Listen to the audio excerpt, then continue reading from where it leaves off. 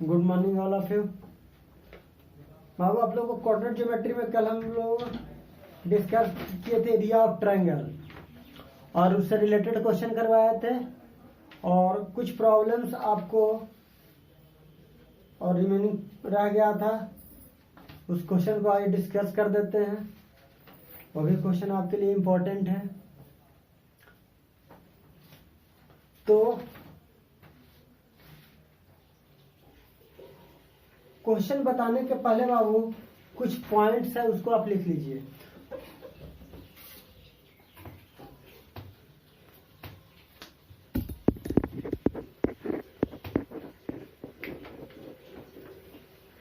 चलिए बाबू, collinear point क्या होता है? हेडलाइंस दीजिए, कोलिनियर पॉइंट क्या होता है?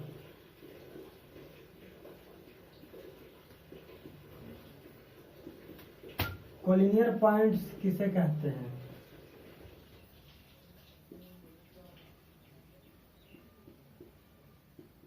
Three points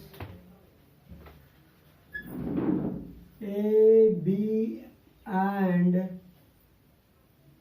C are said to be collinear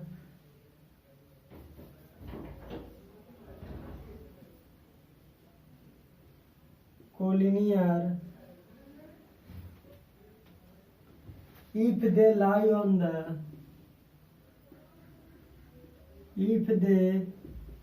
lie on the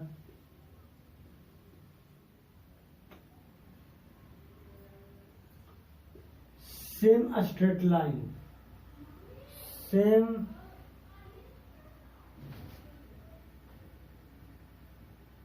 straight line।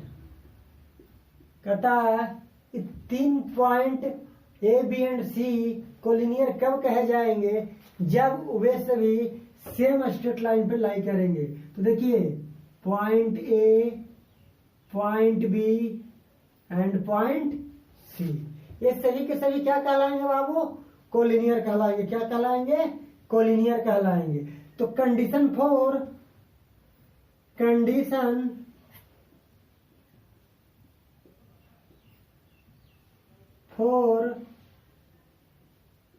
collinearity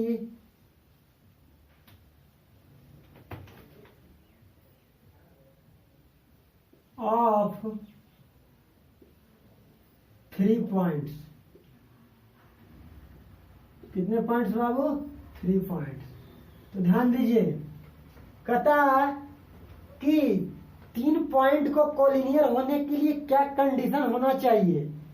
क्या कहता है? अगर तीन पॉइंट कोलिनियर है तो उनके लिए क्या कंडीशन होना चाहिए? तो लिखिए, if the sum of any two distances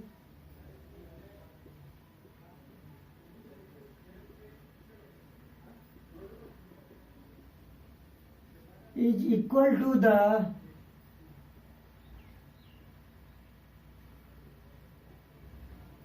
third distance, is equal to the third distance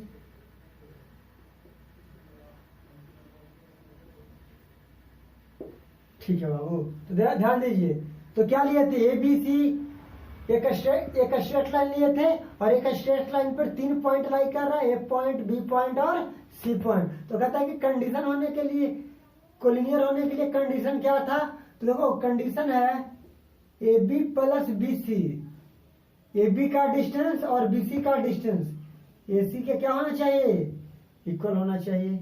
या अगर मान लो कि अगर पॉइंट ऐसे लाई कर जाए, अगर ये बी हो, ये अगर ए हो और ये पॉइंट सी हो, तो इस केस में कोलिनियर का कंडीशन क्या हो जाएगा? तो B A plus A C equal to B C. क्या होना चाहिए? B A plus A C equal to क्या होना चाहिए बाबू? बी सी होना चाहिए। तो ध्यान दीजिए, अब क्वेश्चन क्या है, तो देखिए ए बी का डिस्टेंस और बी सी का डिस्टेंस किसके इक्वल होना चाहिए, ए सी के, या बी ए का डिस्टेंस प्लस ए सी का डिस्टेंस किसके इक्वल होना चाहिए, बी सी के इक्वल होना चाहिए। तो इसी को क्या कहेंगे, कोलिनियर। और एक कंडीशन और कोलिनियरिटी का कल पढ़ा रहे थे, किससे रिलेट, एरिया ऑफ ट्रायंगल से। कि अगर एरिया ऑफ ट्रायंगल, अगर मान लो कि कोई ट्रायंगल गिवन हो और उस ट्रायंगल का एरिया अगर 0 आ रहा है तो वो भी क्या करेगा, कोलिनियरिटी को सेटिस्फाई करेगा। किसको सेटिस्फाई करेगा, कोलिनियरिटी को। तो किसके बेसिस पर था, ट्रायंगल के बेसिस पर था। और ये कौन सा, अगर स्ट्रेट लाइन गिवन है, अगर 3 पॉइंट गिवन है, ट्रायंगल गिवन ना हो, अगर 3 पॉइंट अगर गिवन हो और कहता हूं क्या है, 3 पॉइंट स्ट्रेट लाइन पे लाई कर रहे हैं, तो उसके लिए ये कंडीशन है। तो देखिए क्वेश्चन लिखिए बाबू,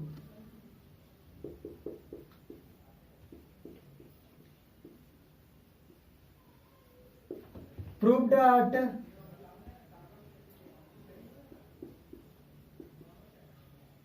the points A 1,1,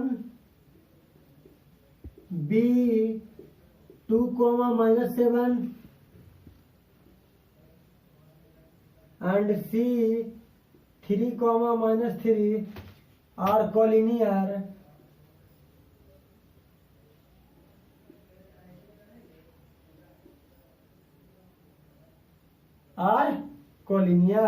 क्या प्रूव करना है कि ए बी और सी पॉइंट क्या होना चाहिए, कोलिनियर प्रूव करना है। तो ध्यान दीजिए बाबू, कैसे प्रूव करेंगे, ठीक है। तो देखिए कोई दिक्कत नहीं है बाबू, दिक्कत है, क्वेश्चन गलत लिख दिया बाबू। ये पॉइंट है -1, -1,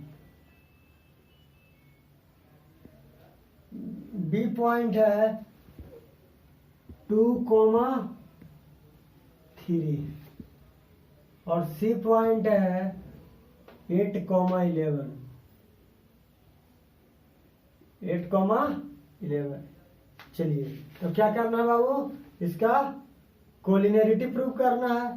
तो इसका कोलिनियरिटी प्रूव कर डालिए, कोई दिक्कत है। तो क्या बोले थे, लेट ए क्या है, -1, -1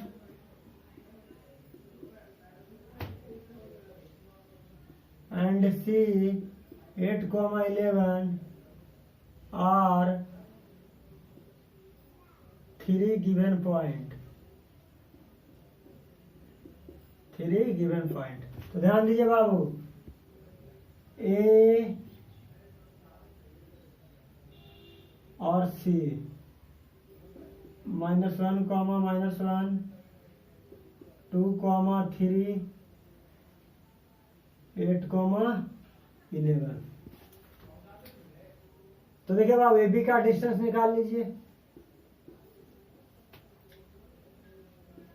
x2 - x1 का होल स्क्वायर बाय 2 - y1 का होल स्क्वायर। तो ए बी क्या हो जाएगा बाबू, √2 + 1 का होल स्क्वायर 3 + 1 का होल स्क्वायर। तो √2 क्या दे देगा, 3 का स्क्वायर प्लस 4 का स्क्वायर। तो 9 + 16 क्या दे देगा, 25 = 5 यूनिट।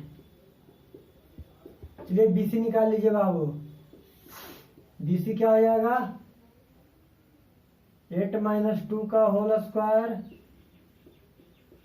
11 - 3 का होल स्क्वायर, 6 का स्क्वायर प्लस 8 का स्क्वायर।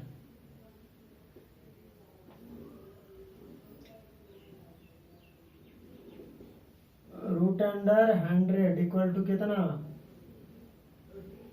10 यूनिट। अब एसी का निकाल लीजिए, एसी का निकालेंगे तो क्या होगा बाबू, 8 + 1 का होल स्क्वायर 11 + 1 का होल स्क्वायर 9 का स्क्वायर प्लस 12 का स्क्वायर क्या दे देगा? 81 plus 144 root under 225 equal to 15 unit. कोई दिक्कत? अब क्या बोले थे, अगर एबीसी कॉलिनियर है तो क्या होना चाहिए? A B plus B C किसके इक्वल होना चाहिए? ए सी के होना चाहिए। ए बी कितना है? 5, बी सी कितना है? 10, ए सी कितना है? 15, तो 15 इक्वल टू 15 हो गया। कोई दिक्कत नहीं। तो क्या दे सकते हैं? A B and C are collinear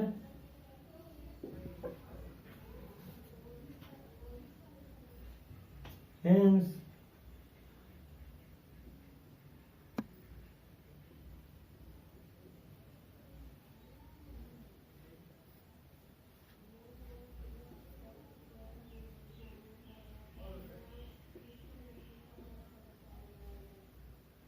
point A, B and C are collinear। कोई दिक्कत?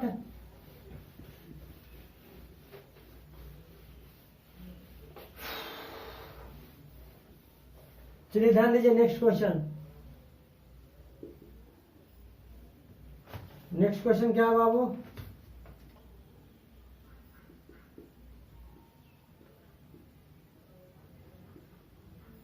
Find the area of the triangle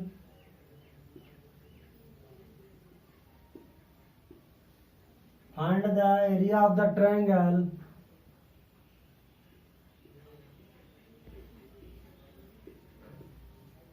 formed by the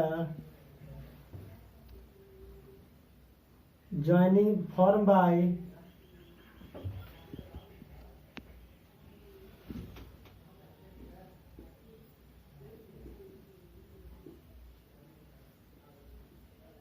joining the midpoint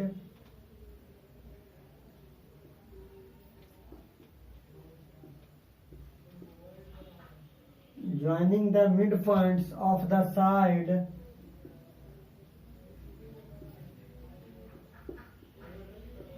of the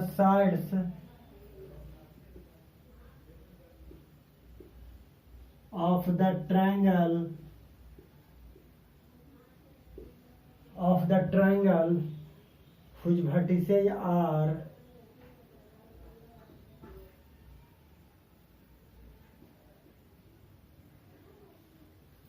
whose vertices are A 2,2 B 4,4 and C 2,6। ध्यान दीजिए।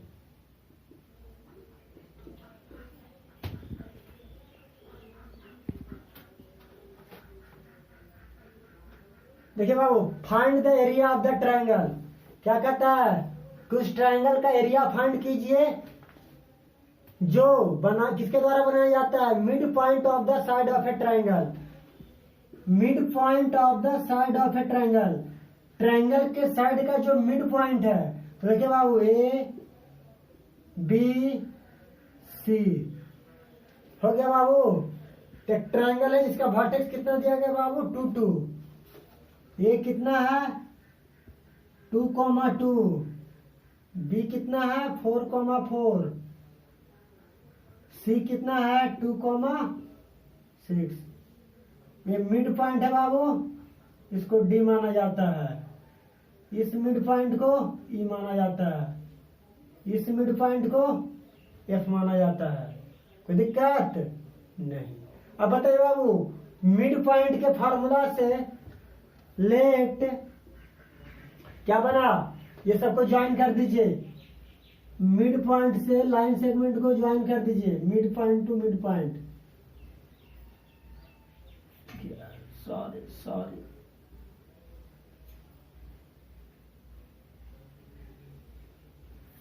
क्या triangle form हो गया बाबू? Triangle के side के mid point से जब हम लाइन सेगमेंट के द्वारा ज्वाइन किए मिड पॉइंट को, तो क्या हुआ? ट्रायंगल DEF एक ट्रायंगल फॉर्म हो गया।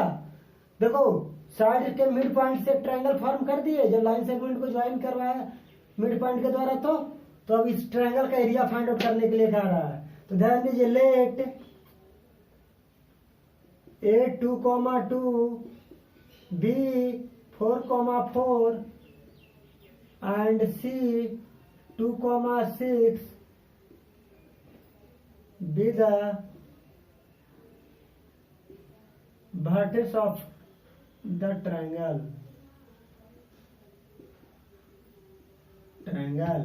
अब देखो बाबू, अब ध्यान दीजिए, जब वर्टेक्स ऑफ ट्रायंगल का हो गया तो by DEF let DE and F be the midpoint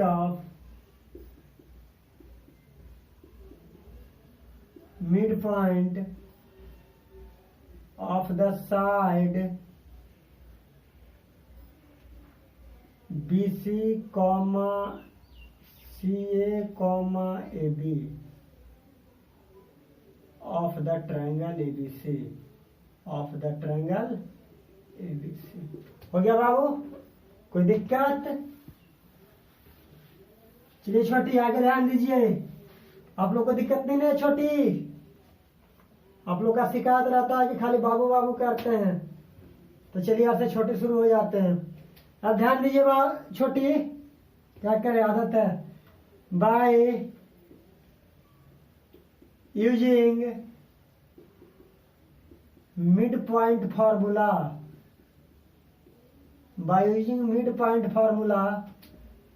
mid point formula के यूज के हेल्प से D क्या होगा बाबू? x1 plus x2/2। तो देखो D का जो मिड पॉइंट होगा, अगर देखा जाए x1 प्लस x2 लेगो तो फिर प्रॉब्लम हो जाएगा। D मिड पॉइंट ये हुआ ना, तो 4 + 2/6 हो जाएगा। x कोऑर्डिनेट है, यहाँ लिख दो, द कोऑर्डिनेट ऑफ DR, तो D का कोऑर्डिनेट क्या हो जाएगा? 4 + 2/2, 4 + 6/2 क्या देगा? 6/2, 10/2 क्या देगा? 3,5।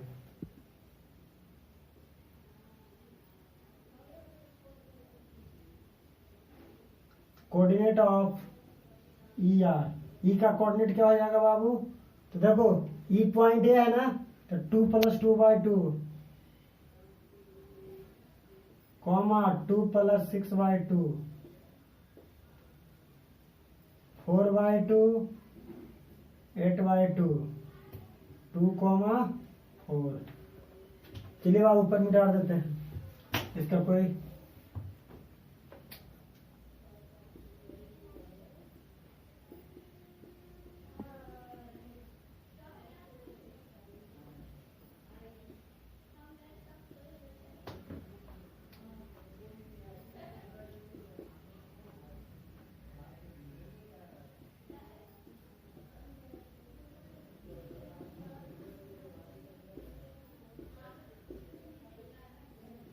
Six by two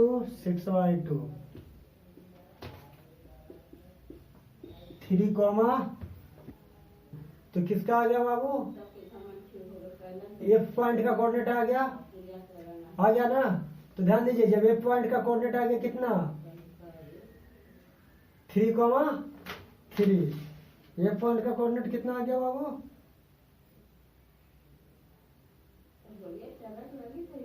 3,3। ध्यान दीजिए, जब F पॉइंट का कोऑर्डिनेट आ गया बाबू, तो एरिया ऑफ ट्रायंगल निकालना है। तो D आ गया कितना? D पॉइंट का कोऑर्डिनेट 4 + 2, 6 आ गया, और 6/2 कितना आ गया? 3। 4 + 2/2 और तो 6/2, 3,5। तो ध्यान दीजिए, D पॉइंट का कोऑर्डिनेट आ गया 3,5। तो तो इसका मीनिंग हुआ x1 इक्वल टू क्या ले लिए 3 ले लिए, y1 इक्वल टू क्या ले लिए 5। ई पॉइंट का कोऑर्डिनेट कितना आ गया बाबू 4/2 2 और 2 + 6/2 8/2 4। तो x2 equal to 2 y2 equal to 4।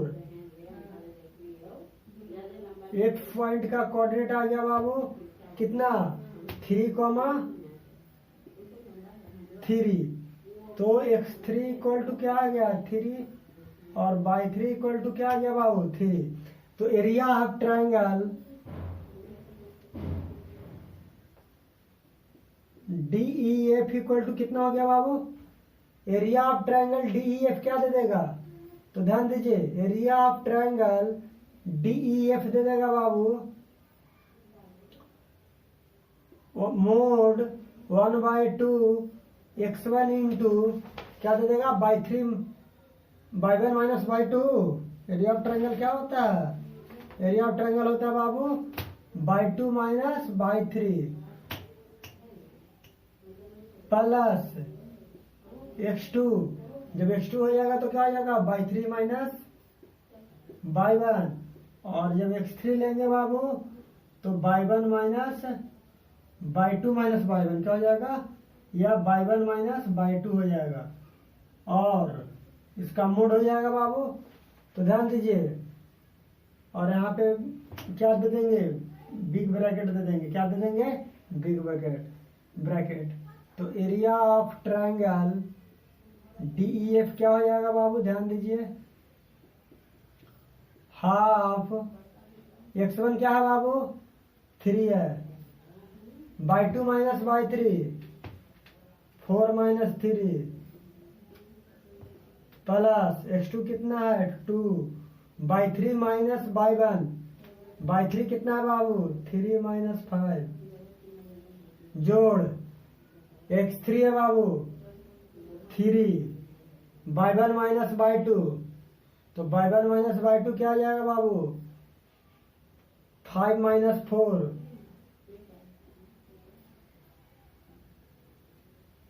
Big bracket. और क्या करेंगे यहाँ पे स्क्वायर यूनिट लिख दीजिएगा, क्यों एरिया किस में होता है स्क्वायर यूनिट में होता है। तो न तो सेंटीमीटर की वैल्यू है न मीटर की वैल्यू है, इसीलिए स्क्वायर यूनिट ले लिए। एरिया ऑफ ट्रायंगल DEF क्या हो जाएगा बाबू हाफ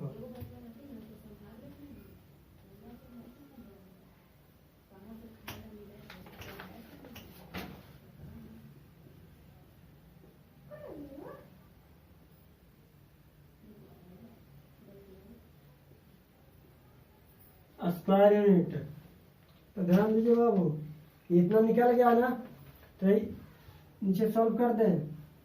तो ध्यान दीजिए जब नीचे सॉल्व करेंगे बाबू तो हाफ 3 माइनस 4 प्लस 3 और क्या दे देगा स्क्वायर यूनिट। और इसका वैल्यू क्या दे देगा 6 3 प्लस 3 6 माइनस 4 हाफ गुना 2 square unit equal to 1 square unit. क्या दे देगा 1 स्क्वायर यूनिट दे देगा, कोई दिक्कत नहीं। तो क्या है बाबू ये एरिया ऑफ ट्रायंगल से रिलेटेड क्वेश्चन था। इस क्वेश्चन को आप लोग केयरफुली बना लीजिएगा। अगला क्वेश्चन है बाबू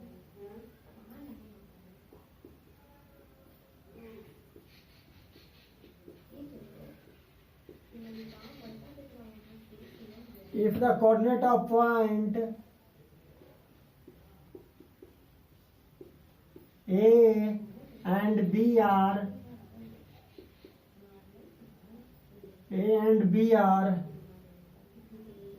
-2, -2 and 2, -4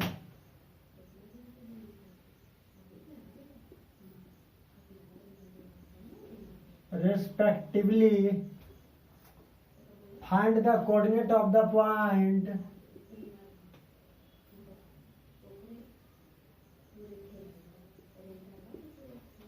find the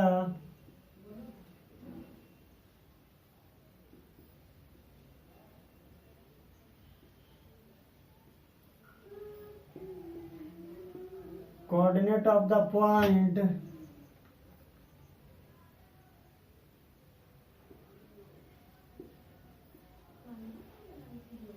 such that a p equal to 3/7 ab where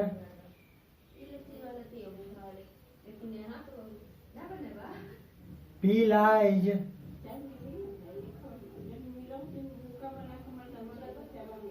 on the line segment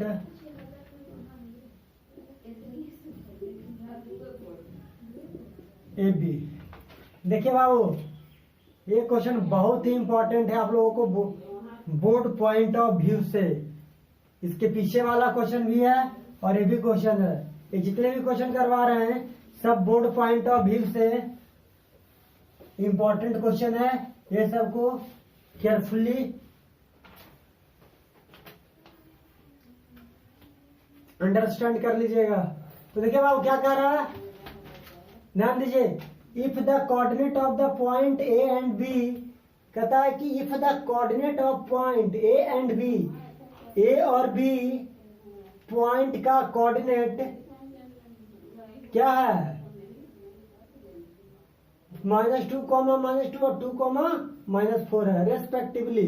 find the coordinate of the point P, तो पी का कोऑर्डिनेट फाइंड करिए जो ए पी इक्वल टू क्या है 3/7 ए बी है, और जहां P कहाँ लाइन से लाई करता है, लाइन सेगमेंट ए बी पे लाई करता है। तो देखिए बाबू, एक लाइन सेगमेंट ए और बी लिए। क्या लिए बाबू, ए और बी लिए। इस पे पॉइंट क्या लाई कर रहा है, पी। क्या लाई कर रहा है बाबू, पी। अब ध्यान दीजिए, इस पॉइंट का कोऑर्डिनेट क्या है, x, y मान लेते हैं। ये पॉइंट क्या है -2, -2। ये पॉइंट क्या है बाबू, ध्यान दीजिएगा।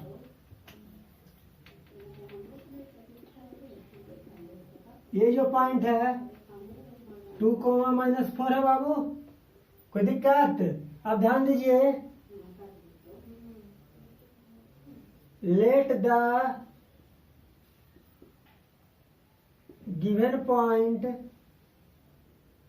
A -2, -2 एंड B 2, -4 है बाबू। Let the point P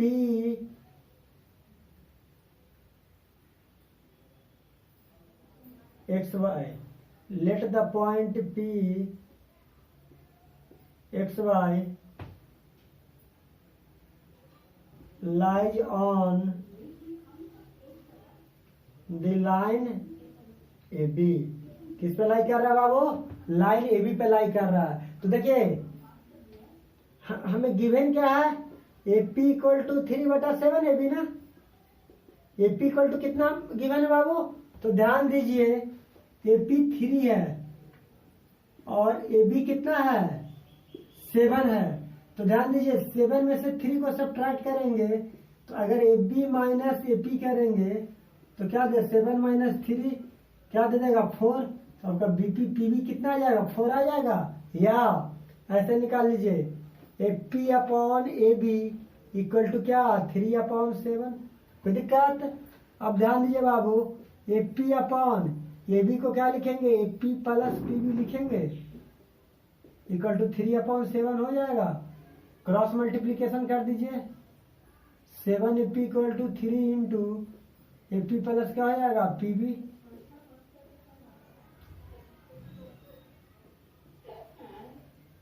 three AP plus क्या हो जाएगा 3PB। 7AP - 3AP equal to क्या होता है 3PB होता है बाबू। 4AP क्या होता है 3PB के इक्विवेलेंट होता है।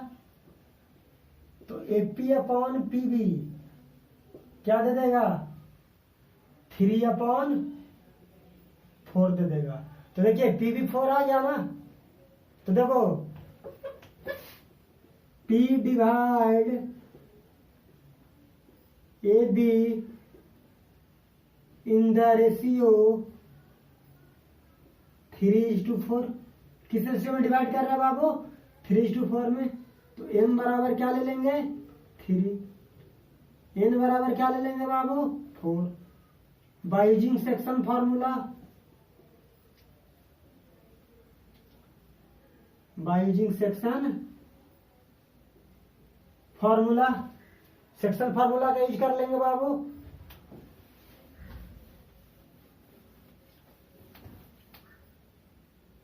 तो the coordinate of point P are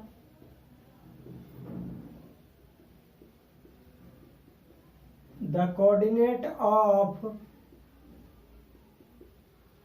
point P are x equal to mx2 plus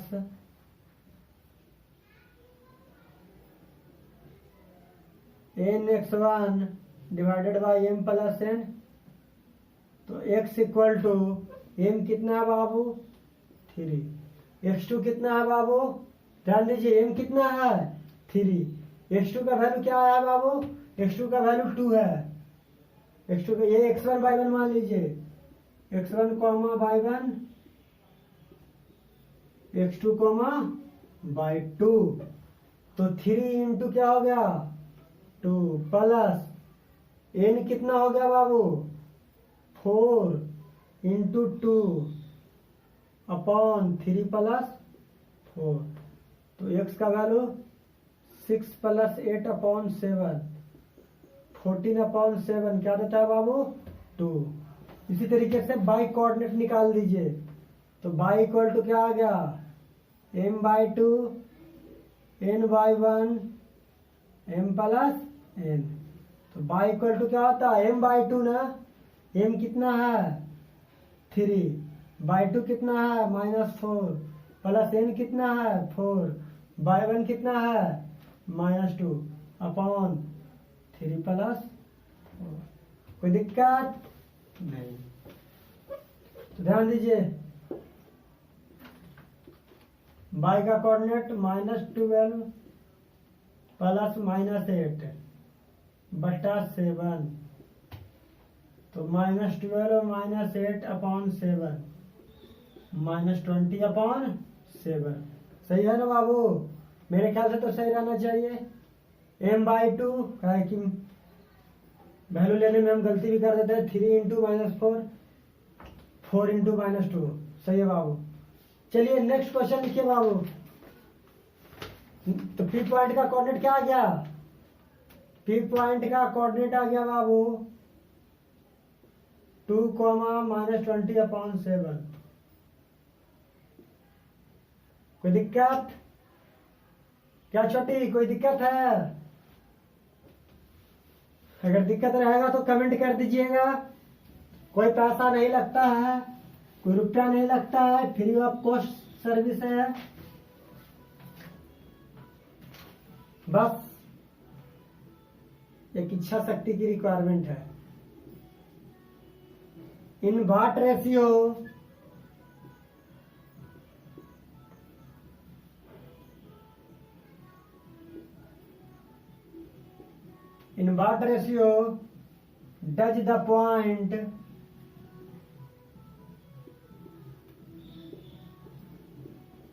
does the point P 2,5 divide the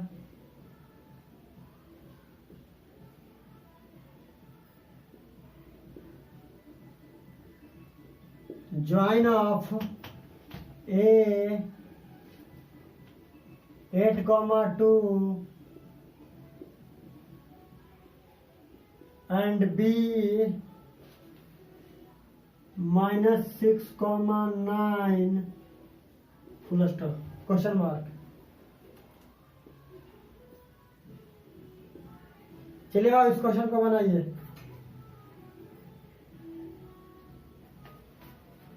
देखिए बाबू कहता कि इन भाट रेशियो द पॉइंट पी, कहता कि जो पॉइंट पी है वो ए और बी को किस रेशियो में डिवाइड कर रहा है। तो मान लीजिए कि ये पॉइंट ए है, ये पॉइंट बी है और ये पॉइंट क्या है, पी है। इसका कोऑर्डिनेट दिया गया है 2,5, ये क्या दिया गया है 2,2, 8,2 -6,9। तो कह रहा है कि बताइए इसको किस रेशियो में डिवाइड किया गया है। तो k:1 के रेशियो में। आप कुछ भी ले सकते हो बाबू, आप m:n भी ले सकते हो, कोई प्रॉब्लम नहीं है। आप n:n भी ले सकते हो या लेकिन k:1 इसलिए लिया जाता है बाबू कि देखिए m:1 में क्या प्रॉब्लम है, p हो गया b हो गया। अगर यहाँ m और n के रेशियो में डिवाइड कर रहा है बाबू तो दोनों के दोनों वेरिएबल हो गए, दोनों को फाइंड आउट करना पड़ेगा। यहाँ क्या हो रहा है, एक वेरिएबल है और एक कांस्टेंट है, तो अगर एक निकाल देंगे तो अदर रेशियो आ जाएगा। ऑलरेडी अदर रेशियो तो 1 के रेस्पेक्ट में है ही, इसीलिए हम अपने क्वेश्चन को इजी करने के लिए k:1 के रेशियो में मान लेते हैं। तो लेट द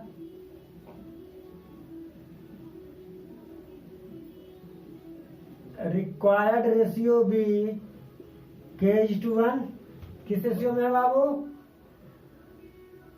k:1 के रेशियो में है। Let the required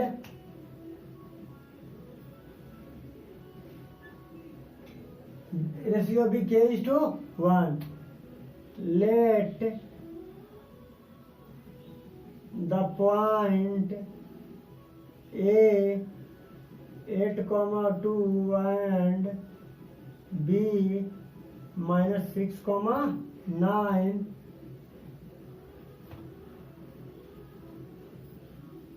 the coordinate of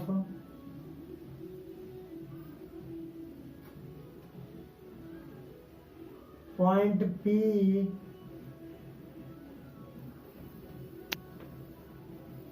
are, देखो P पॉइंट का कोऑर्डिनेट क्या होगा। तो देखिए by using section formula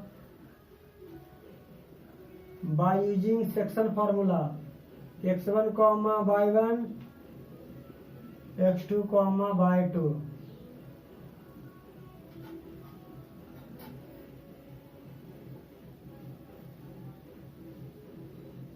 by using section formula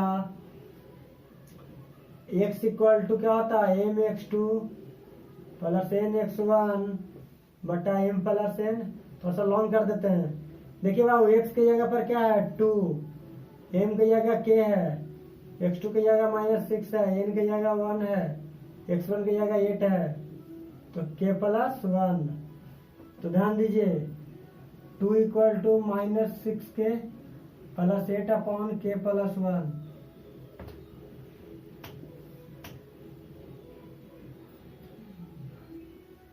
-6k plus 8 equal to 2 into k plus 1। तो -6k plus 8 equal to 2k plus 2। तो -6k minus 2k, तो 2 - 8 equal to कितना -6। दिक्कत नहीं। तो -8k इक्वल टू -6, माइनस से minus cancel, k equal to क्या हो गया 6/8 यानी 3/4। क्या आ गया बाबू। अब हम x का वैल्यू के थ्रू भी निकाल दे सकते हैं और y के वैल्यू से भी निकाल दे सकते हैं। तो मेरा तो आ गया, k का वैल्यू ना फाइंड आउट करना था। तो किस रेशियो में डिवाइड हुआ बाबू, 3/4:1 के रेशियो में डिवाइड हुआ। तो point P divide AB in the ratio 3/4:1 आ गया। इस तरीके से आप बना लीजिएगा। तो चलिए जो इम्पोर्टेंट क्वेश्चन था बाबू, ये क्वेश्चन आपको फिनिश हो गया। आज आपको कोऑर्डिनेट ज्योमेट्री फिनिश हो गया। अब नेक्स्ट क्लास में नेक्स्ट टॉपिक डिस्कस करेंगे। अगर वीडियो आपको अच्छा लगा होगा तो लाइक और शेयर करना मत भूलिएगा और सब्सक्राइब भी कर दीजिएगा और नीचे दिए गए बेल आइकन को प्रेस कर दीजिए, क्योंकि नई वीडियो का नोटिफिकेशन आपको मिलता रहे। Thank you, all the best.